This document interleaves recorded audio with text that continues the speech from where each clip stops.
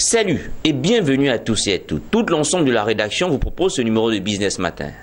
Avec Francis Fossou, un jeune auteur, un jeune consultant dans le domaine de l'entrepreneuriat et de la microfinance. Avec lui, nous voyagerons à travers une très belle œuvre, une bande dessinée de 50 pages.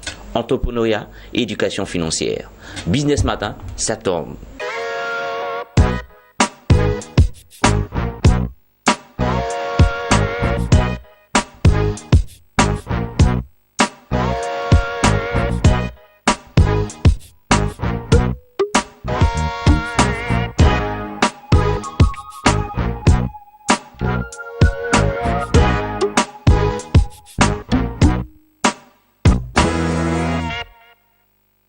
Il est de nationalité ivoirienne. Il est titulaire d'un diplôme de master en microfinance obtenu à l'Université africaine de développement coopératif au Bénin, à Cotonou. Il est titulaire également d'une maîtrise des sciences de gestion de l'Université d'Abidjan, en Côte d'Ivoire. Il a obtenu le certificat de la 19e promotion de l'Institut international Boulder de microfinance à Turin, en Italie. Il est consultant formateur international en microfinance. Il est désormais auteur avec cette œuvre,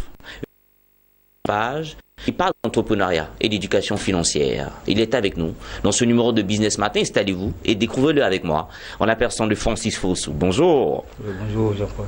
Francis Fossou. La salutation aux téléspectateurs n'est pas fort. Bonjour Jean-Paul. Comment est-ce que vous allez? Oui, ça va bien.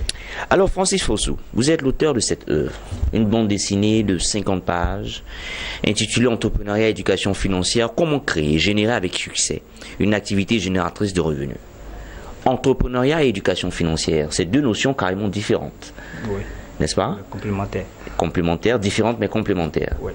Et cette œuvre montre ses complémentarités. Vous pouvez nous expliquer quel lien peut exister entre l'entrepreneuriat et l'éducation financière? Oui, merci Jean-Paul. L'entrepreneuriat, c'est le processus de création d'une entreprise.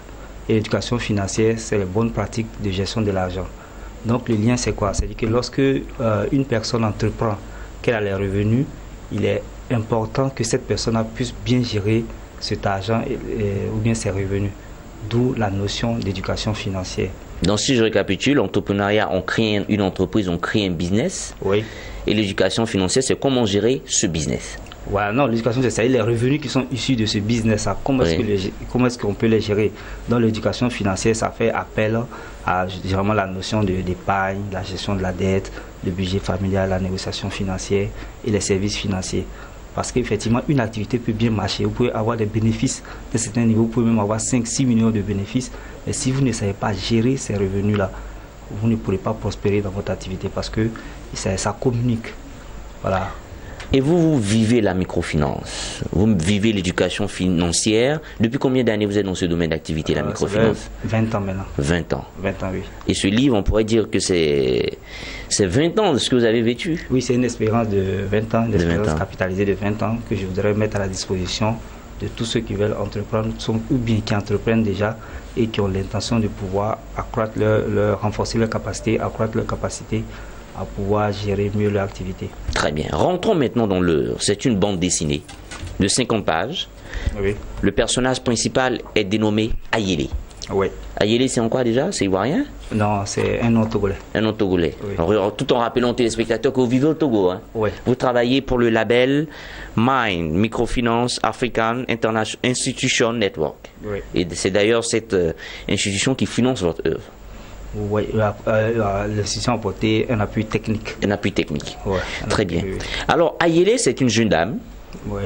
Parlez-nous-en. Je voulais dire aux téléspectateurs, mais c'est mieux que vous en parliez. Allez-y. Ouais. Bon, l'histoire d'Ayele, c'est une dame qui a entrepris une activité.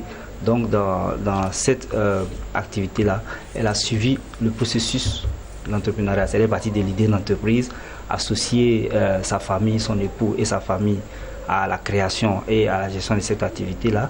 Elle a eu à faire la recherche de financement, fait une étude de marché, fait la recherche de financement. Et lorsqu'elle a été financée, elle a suivi le processus. C'est-à-dire qu'elle a fait un bon recrutement, fait une bonne gestion, utilisé le marketing dans son activité, utiliser la comptabilité, c'est-à-dire faire une comptabilité simplifiée. Et à partir de là, elle a pu réussir son activité. Mais ce qui est étonnant, c'est que son activité, c'est la gestion d'une boutique. Oui. Elle achète une boutique. Oui. Une boutique, on vend des bonbons, des biscuits, de la sardine. Et c'est ça, elle achète à une amie. Oui, elle a racheté. Elle a racheté une boutique. Et vous appelez ces genres d'activité une AGR, une activité génératrice de revenus. Oui. C'est quoi une activité génératrice de revenus? Oui, comme ça l'indique, c'est une activité qui génère des revenus. Oui. Mais selon les définitions, certaines lectures vous diront qu'une activité génératrice de revenus, on rapporte ça à des activités qui ne sont pas très grandes, c'est-à-dire qu'on rapporté à une micro-entreprise. À une micro-entreprise. Voilà, c'est une activité qui n'est pas d'une certaine taille. D'accord, donc une petite affaire, Oui. vendre des chaussures par exemple, Voilà. vendre des chemises, Voilà. des bijoux.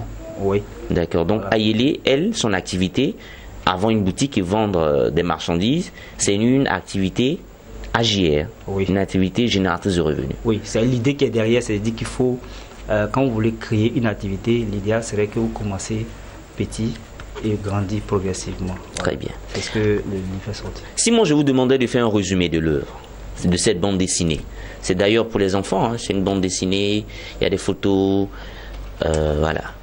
Bon, en fait, c'est pas Résumez-moi. typiquement pour les enfants en tant que tel. Non, quand je dis pour les enfants, c'est-à-dire tout le monde peut lire. Voilà, tout le monde peut lire, mais l'idée de mettre sous la bande dessinée, c'est de pouvoir permettre une assimilation plus facile. Oui. Voilà. En fait, c'est ça. Parce que quand vous voulez, dans le processus d'apprentissage, avec toute l'expérience acquise, c'est que lorsque vous mettez des images derrière des idées, ça reste un peu plus. Une histoire derrière, ça reste un peu plus. Mais pourquoi vous n'avez pas voulu écrire? Vous avez fait 20 ans dans le domaine de la microfinance, vous êtes un cerveau africain, pourquoi vous n'avez pas voulu écrire comme des encyclopédies, comme des gros bouquins, vous avez voulu faire de la bande dessinée? Pourquoi? Bon, c'est là que le début. Voilà, D'accord. c'est que le début, c'est-à-dire que commence par là, par la bande dessinée. Comme je l'ai dit, c'est le processus d'apprentissage, la bande dessinée permet une assimilation plus facile par rapport au public que nous avons visé dans un premier temps. D'accord. Voilà. Donc après, certainement que les œuvres qui vont suivre, il y aura des œuvres qui seront de façon littéraire, comme vous l'avez dit. Revenons à l'histoire d'Ayele, qui est le personnage principal de cette œuvre. Oui. Lorsqu'elle voulait se lancer dans son affaire, elle s'est appuyée sur son mari. N'est-ce pas? Oui. Elle voit une amie qui dit qu'elle voyage. Je ne vais pas tout dire pour les téléspectateurs parce que si j'ai dit tout, ils ne vont pas s'approprier l'œuvre. Oui. Elle voit une amie qui dit qu'elle voyage. Elle veut racheter la boutique. Pour racheter la boutique, elle n'a pas d'argent. N'est-ce pas? Oui. Elle se demande à son mari de lui prêter de l'argent. Son mari lui prête de l'argent, mais à moitié. Donc, c'est une autre partie. Cette partie, pour la combler, elle se tourne vers une institution de microfinance. Oui. Pourquoi pas une banque? Parce qu'il y a une grande différence également entre une institution de microfinance et une banque. Et une compagnie de crédit, n'est-ce pas? Oui. Donc, pourquoi pas une banque? Pourquoi vous ne parlez pas d'une banque? Ou bien son activité ne peut pas intéresser une banque? Son activité ne peut pas intéresser une grande compagnie de crédit? Son activité ne peut pas intéresser une coopérative? Oui, bon, en fait, l'idée d'aller vers les institutions de microfinance, bon, il y a plusieurs éléments derrière. Parce D'accord. que j'exerce dans la microfinance. Le D'accord. deuxième élément, c'est que quand les activités sont d'un certain niveau, les institutions de microfinance sont mieux appropriées à pouvoir financer cette D'accord. activité. Voilà. D'accord. Donc, en fonction de ce qu'on veut faire, la catégorie de banque est spécifique. Voilà, c'est vrai qu'aujourd'hui, il y a une base communicante. Les banques vous diront que nous, on peut financer, mais si les institutions de microfinance sont nées, c'est pour pouvoir quand même venir en appui au fait que les banques ne peuvent pas financer toutes les activités. D'accord. Donc, les institutions de microfinance financent les activités d'un certain niveau. D'accord. Voilà. Donc, si par exemple, je veux faire un petit commerce, vendre des bijoux, vendre des pailles, faire ce qu'Ayele, par exemple, fait, Oui. ça peut intéresser normalement les institutions de Voilà, microfinance. les institutions de microfinance sont plus aptes à pouvoir accompagner la dame. Ces genres d'activités. Voilà. Et si elle grandit à un certain niveau, bon, Oui. elle pourra peut-être. Voilà.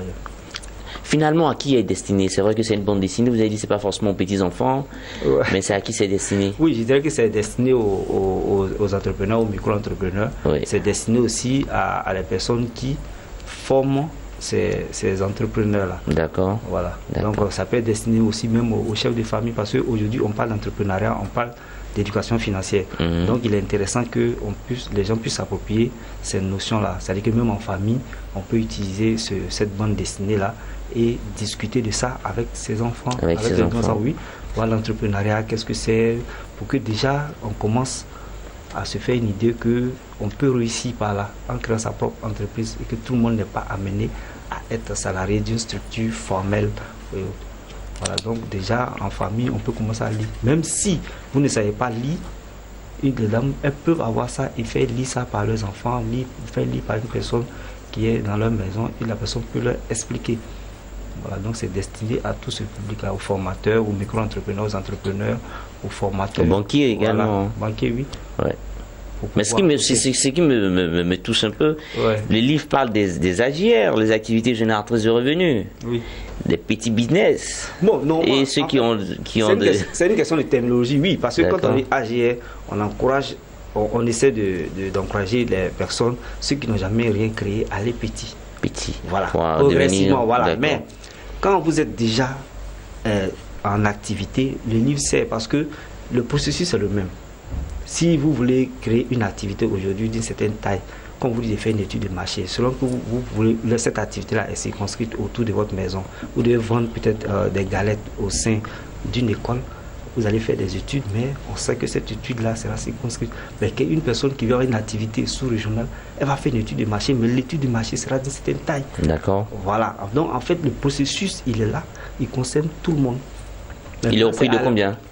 Bon, le prix, je vais dire officiellement, le prix c'est 5 000, mais il arrive qu'il y ait des subventions, vous allez voir que certains prix parfois c'est pas, mais ce qui serait intéressant c'est que on puisse, des organismes peut-être plus subventionnés pour pouvoir apporter ça. Donc un appel est lancé aux organismes, voilà, comme le label Mind. Voilà, parce que en fait ce qui s'est passé, c'est que l'éducation financière, ceux qui en ont le plus besoin, ou bien les personnes qui en ont le plus besoin, c'est les personnes qui sont, on dirait, à faible revenu. Or, les formations coûtent cher. C'est une réalité. Oui. Donc, ça fait que parfois, les personnes à faible revenu qui ont besoin d'être formées pour mieux se ne peuvent pas le faire. Elles n'ont pas les moyens de le faire. Il faut parfois des organismes, des personnes de bonne volonté qui viennent pour apporter un appui afin qu'on puisse former ces personnes-là. Voilà. Donc, finalement, le prix, 3 000 ou 5 000? Bon, en fait, je ne voulais pas m'attarder sur le prix public parce que quand on va dire que c'est 5 000, c'est 3 000, vous voyez que finalement, ce qui est le plus important, c'est de savoir qu'il y a un support intéressant qui est là, qui permet de renforcer les capacités. D'accord. Maintenant, si vous partez en Libérie, que vous voyez à 5 000 francs, ça c'est mieux. Si vous voyez que c'est moins, c'est qu'il y a certainement eu une subvention. Non, c'est juste pour rire. Voilà, qui a fait de fois. Merci. Voilà. Également, rappelez aux téléspectateurs que quand vous achetez l'œuvre, il est accompagné également d'un dépliant. Voilà, il y a un dépliant à l'intérieur de l'œuvre. Oui. Il ne faut pas arrêter dans les librairies. Dans tout l'espace, UMOA, il est disponible également, n'est-ce pas? Oui, bon, pour le moment, on attend de voir comment ça se fait. D'une manière, les numéros, pour pouvoir s'approprier l'œuvre, les numéros sont... Voilà, au Togo, oui, parce que je suis au Togo, je suis ivoirien, bon, oui, les autres pays. Francis Fossou, merci d'être venu. Vous êtes l'auteur de cette bande dessinée Entrepreneuriat et éducation financière, comment créer et générer avec succès une activité génératrice de revenus. L'ensemble de la rédaction vous a présenté ce numéro de Business Matin. Moi, j'ai été heureux avec mon équipe technique, mes 2 caméramans, mes 2 réalisateurs de vous avoir proposé cette émission, également monteur qui travaille sur cette émission. Merci. La vie et l'information économique continuent sur les canaux 161 du Bouquet Plus, du Bouquet Canal Plus, autant pour moi. Je vous aime. Ciao, ciao et à bientôt.